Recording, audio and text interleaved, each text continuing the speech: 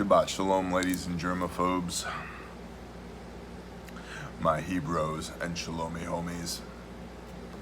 We are in Leviticus 21 this morning. This is the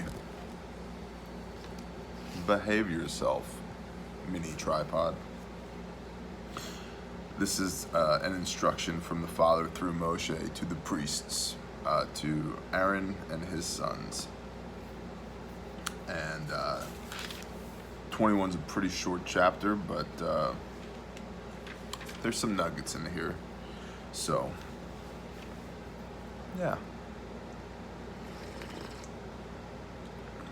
We'll get started. I had somebody recently who was like, the slurping. This is my first cup of coffee. It's down to about here. So,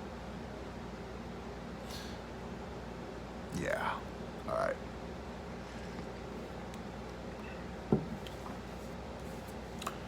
Leviticus 21.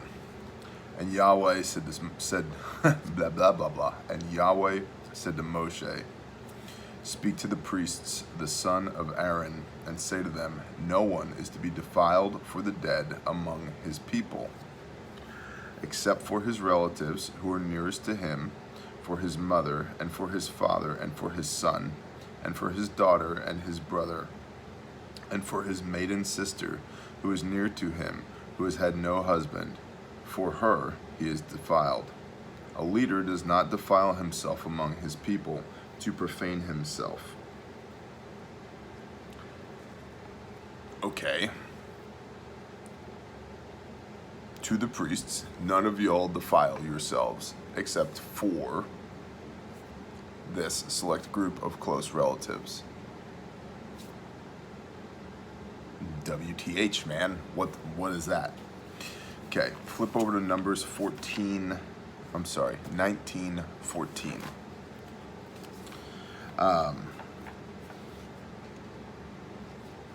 Numbers 19:14. This is the Torah when a man dies in the tent. All who come into the tent and all who are in the tent are unclean for 7 days. Okay. Flip back over. When it says defile, what its meaning is for the dead people. You do not defile yourselves for the dead. These are the priests. They can't all be unclean, can they? Somebody's got to remain in service to the Most High.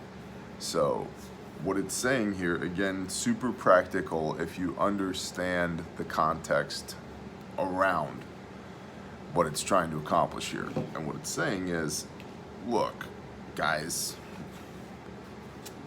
we don't get defiled, and we'll see later, we don't get all worked up unless it's a certain close group of people around us.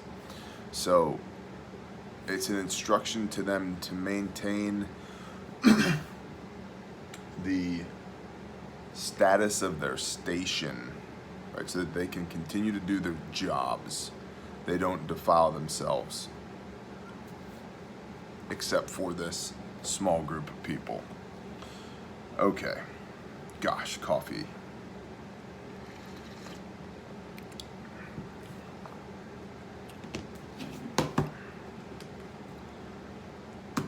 They do not make any bald place on their heads, and they do not shave the corners of their beard, and they do not make a cutting in their flesh. Why would they do any of that? Well, the nations that they are going to displace do all of those things, and so this is yet more instruction to be set apart.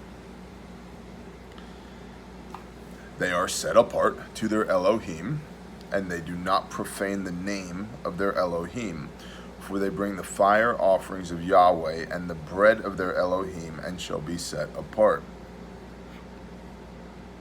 Now, we've seen elsewhere, was it Leviticus 10, question mark? Yes. Leviticus 10, where Nadab and Abihu or whoever, the sons of Aaron, each took his fire holder, and put fire in it, and put incense in it, and brought strange fire before Yahweh, which he had not commanded them. And so here we have the bring the fire offerings of Elohim and the bread of Elohim, and shall be set apart.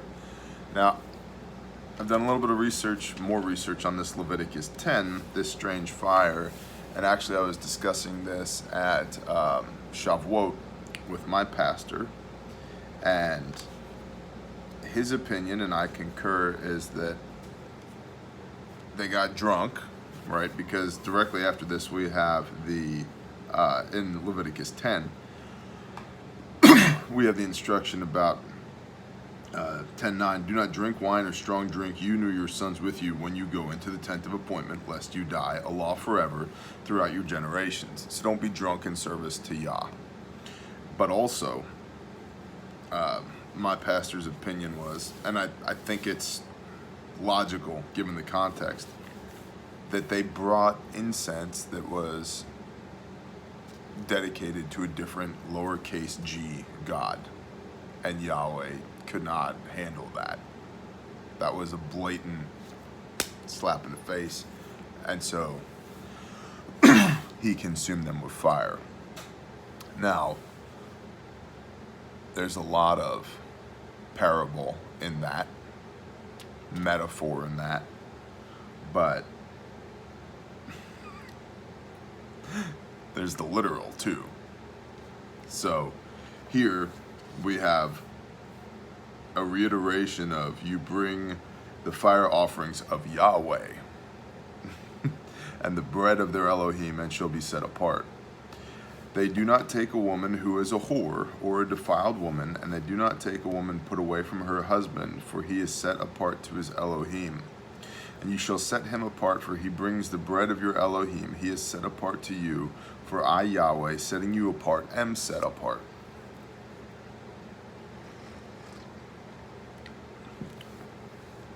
When the Father ordains these people, excuse me, he makes them holy, set apart, because he is set apart.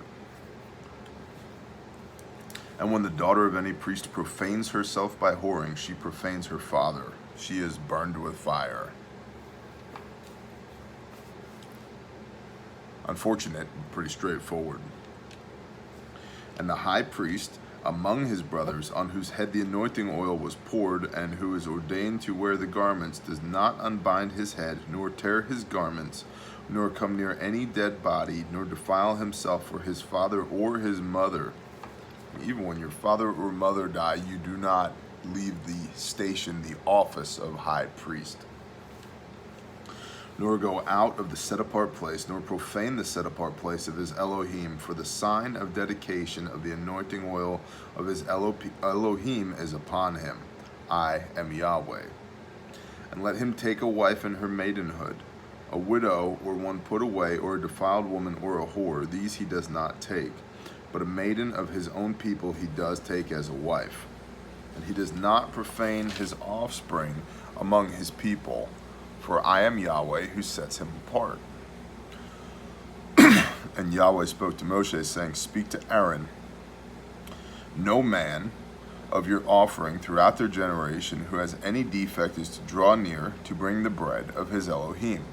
For any man who has a defect is not to draw near, a man blind, or one lame, or disfigured, or deformed, a man who has a broken foot or a broken hand, or is a hunchback, or a dwarf, or a man who has a defect in his eye, or eczema, or a scab, or is a eunuch.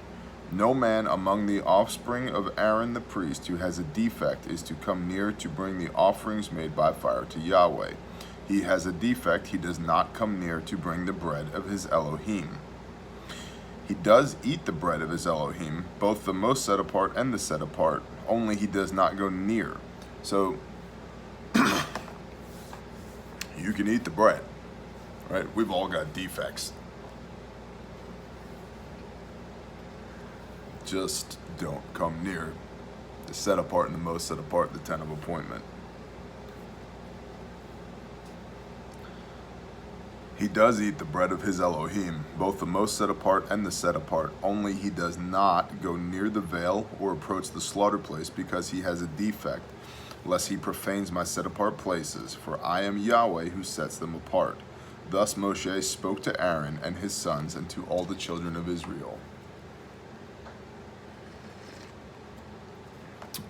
There's an AC running over here that I'm gonna go turn off. I will BRB. That's the end of 21 anyway.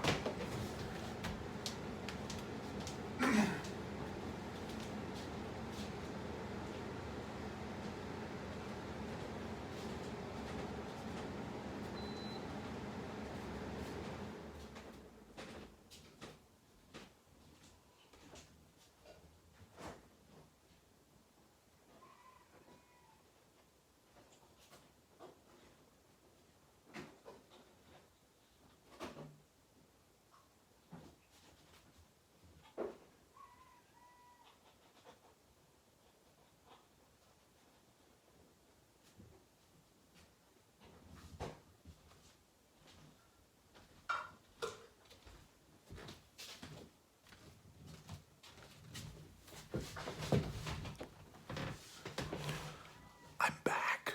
All right. Okay. So that was 21, and then we have Leviticus Wa'ikra 22.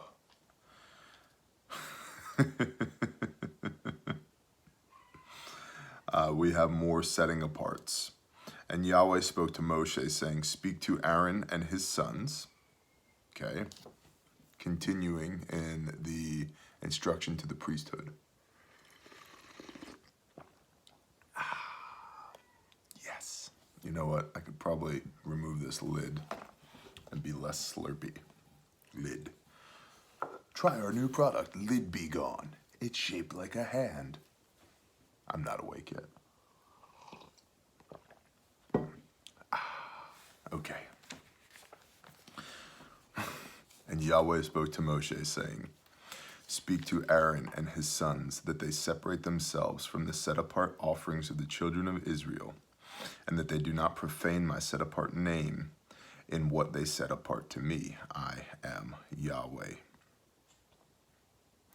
Say to them, any man of all your offspring throughout your generations who draws near the set-apart offerings, which the children of Israel set apart to Yahweh, while he has an uncleanness upon him, that being shall be cut off from before me. I am Yahweh. Any man of the offspring of Aaron who is a leper or who has a discharge does not eat the set-apart offerings until he is clean. So there's a lot of foreshadowing here in my mind. If you're unclean, you don't eat the offerings of Yahweh.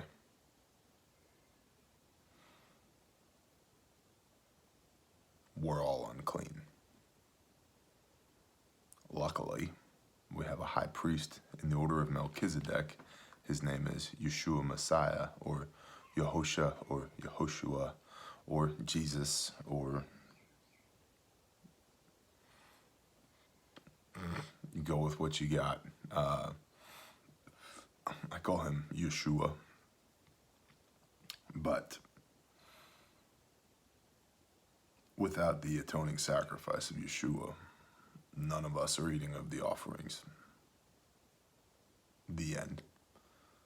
Yeshua tells us no man comes to the Father but through me. Okay.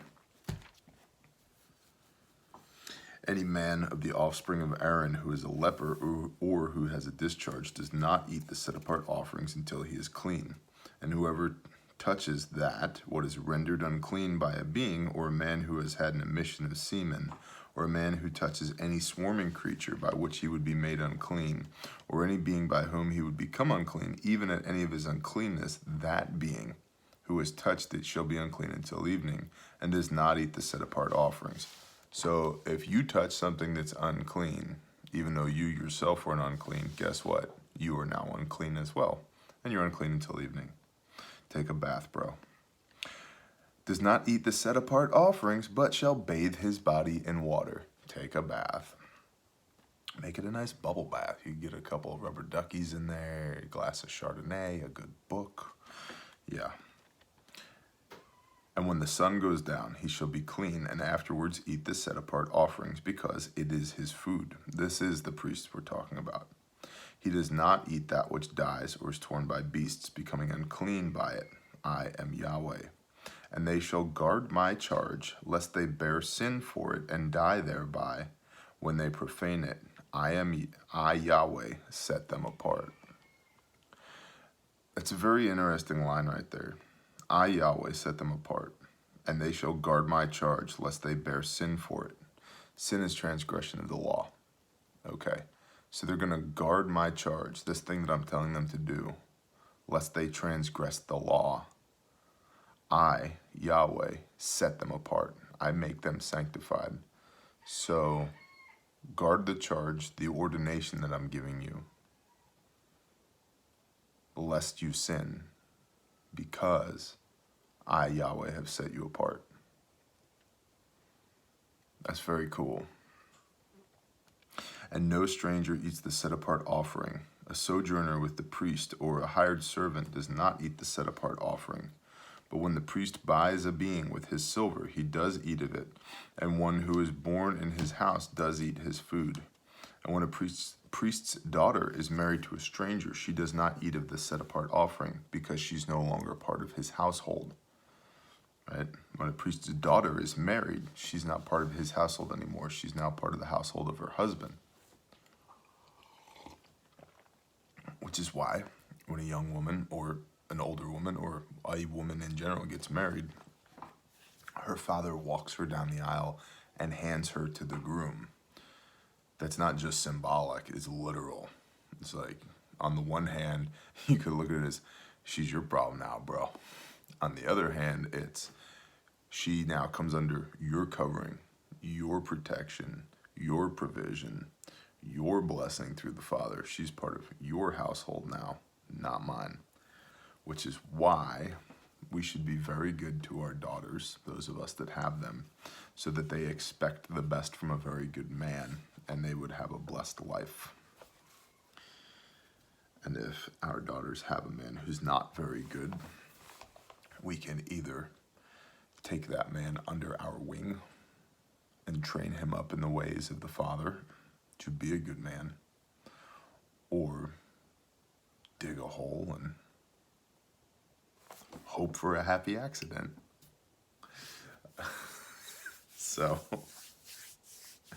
but either way, the daughter is not part of the household anymore. Not that she's not welcome, she's just no longer the direct responsibility of the father, her earthly father, okay? She becomes the responsibility of her husband, and I don't mean responsibility as if it's a burden to bear. What I mean is that the husband is now the person who provides provision, protection, right? Safety. That's now the part of the husband. And so these offerings were provisions to the priest, which we've discussed. They ate of these things so that they didn't die, because their job was to do this for the nations of Israel, the nation of Israel. So when a priest's daughter is married to a stranger, she does not eat of the set-apart offerings, because she's of a different household now. But when a priest's daughter is a widow or put away, divorced, and has no child, and has returned to her father's house, as in her youth, she does eat of the father's food, but no stranger eats of it. So if something happens and she's back underneath dad's roof, she eats of it. And when a man eats the set-apart offering by mistake, then he shall give a set-apart offering to the priest and add 1/5 to it. And let the priests not profane the set-apart offerings of the children of Israel, which they lift up to Yahweh. They literally lift them up. Do not profane it. Don't grumble about it. Ugh. Leg of goat again. Yeah, you're welcome. Or allow them to bear the crookedness of trespass when they eat their set-apart offerings. For I am Yahweh who sets them apart.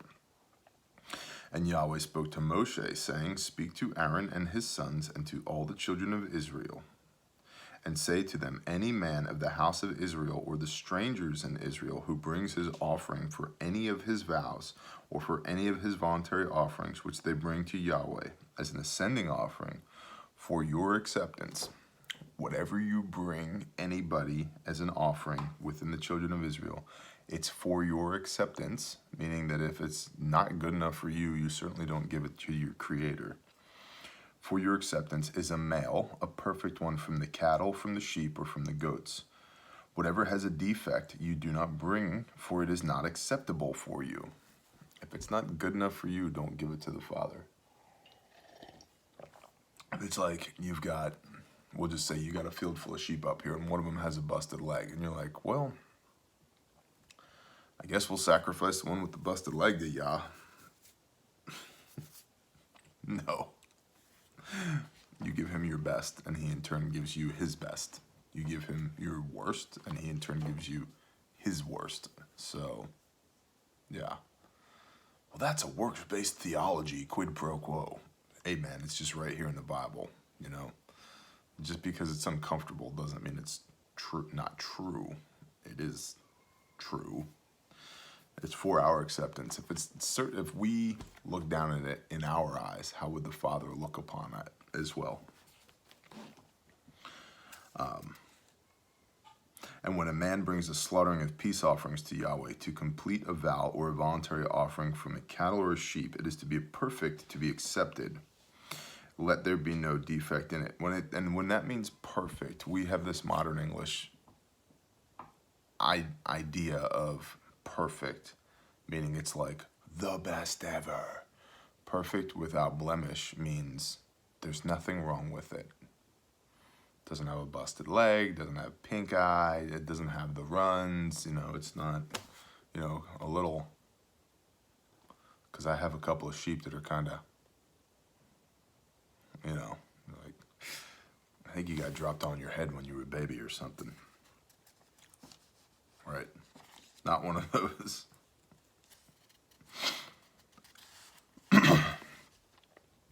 Those blind or broken or cut or having an ulcer or eczema or scabs you do not bring to Yahweh.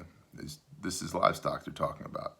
Nor make an offering by fire of them on the slaughter place to Yahweh. As for a bull or a lamb that has any limb deformed or dwarfed, you do not prepare as a voluntary offering, but for a vow it is not accepted. Do not bring to Yahweh what is bruised or crushed or torn or cut, nor do it in your land. And from a son of a stranger's hand you do not bring any of these as the bread of your Elohim, for their corruption is in them, and defects are in them, and they are not accepted to you. So, if a stranger hands you bread, you don't bring that bread as an offering to Yahweh. That's interesting, because instantly my mind goes to money, because bread is at least semi-understood nomenclature for money. You know, give me some bread.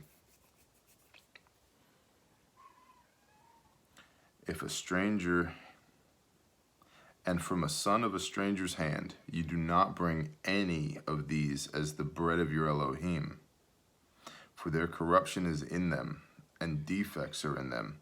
They are not acceptable to you.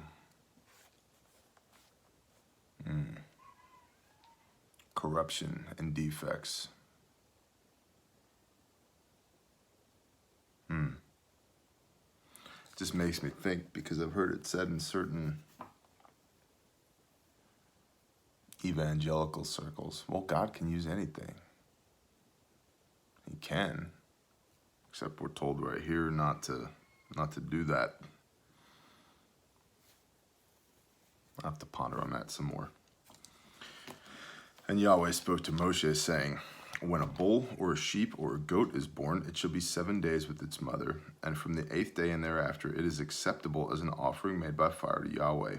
But do not slay a cow or a sheep and its young on the same day. And when you slaughter a slaughtering of thanksgiving to Yahweh, slaughter it for your acceptance. It is eaten that same day. Leave none of it till morning. I am Yahweh. and you shall guard my commands and do them. I am Yahweh. And do not profane my set-apart name, and I shall be set apart among the children of Israel. I am Yahweh, who sets you apart, who brought you out of the land of Mitzrayim to be your Elohim. I am Yahweh. Pretty straightforward stuff this week, boys and girls, ladies and germs.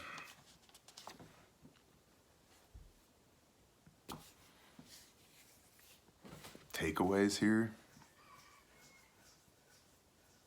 I think having two daughters, one of the things that comes to mind is that when they're under my roof, I'm responsible for them. When they're not under my roof and they are married to somebody else, I am not responsible for them. And I've always kind of had this thought, this understanding, this conviction that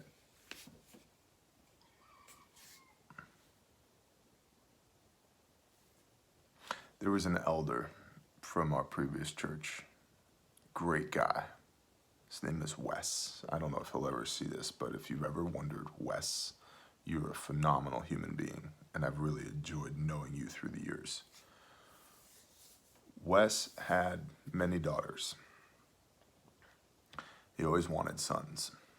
Not that he didn't love his daughters, but he always wanted sons. And we were talking one day at men's group. We had a very good Tuesday night men's group. Which is funny, if you're doing just Bible study, you get 6 or maybe 8 guys. If you're doing Bible study with food, you get 36, 38 guys. So one time a month, we'd do, and I think it was random, we'd have barbecue. We had one brother who made awesome barbecue. So we kept everybody guessing. Is there going to be barbecue this time? I don't know. I'm going anyway. And so that's how we got our engagement up.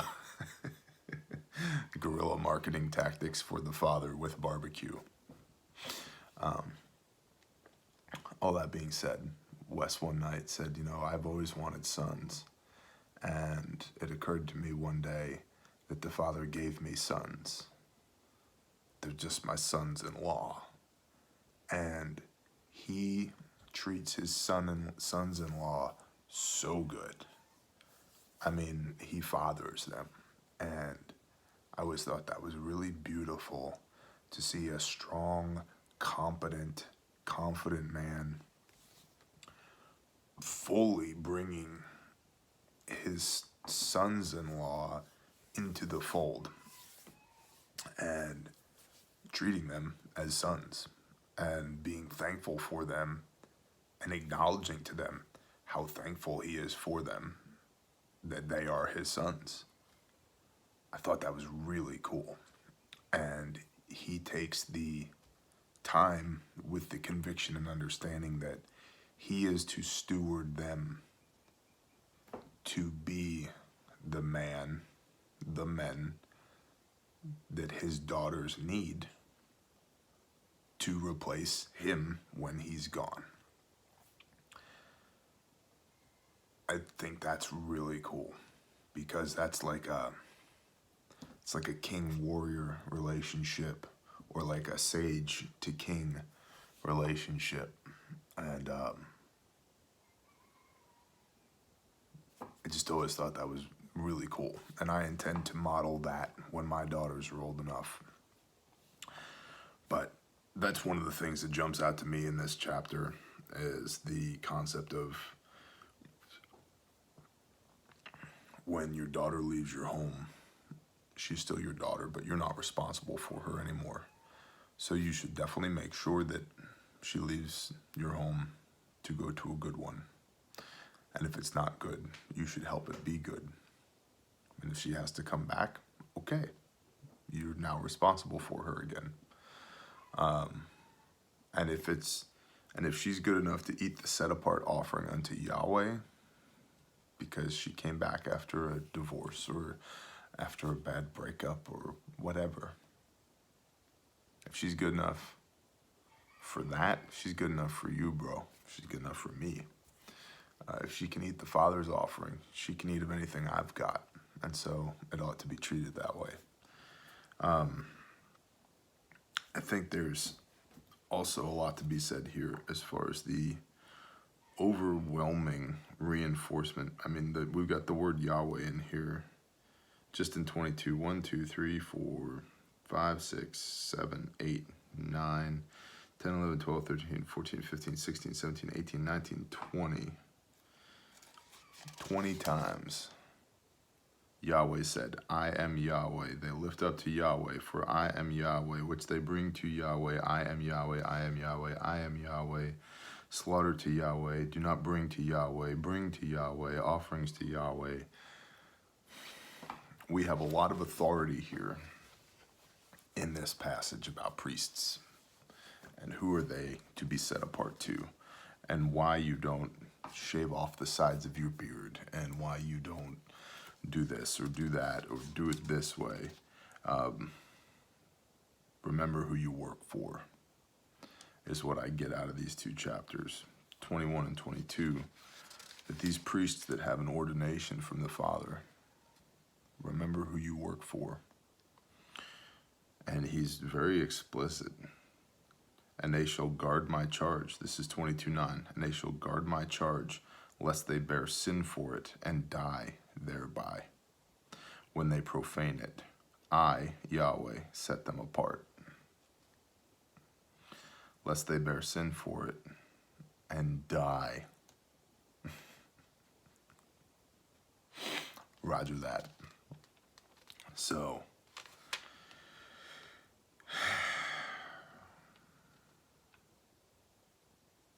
and then I guess 22:31 sums it all up. And you shall guard my commands and do them. I am Yahweh.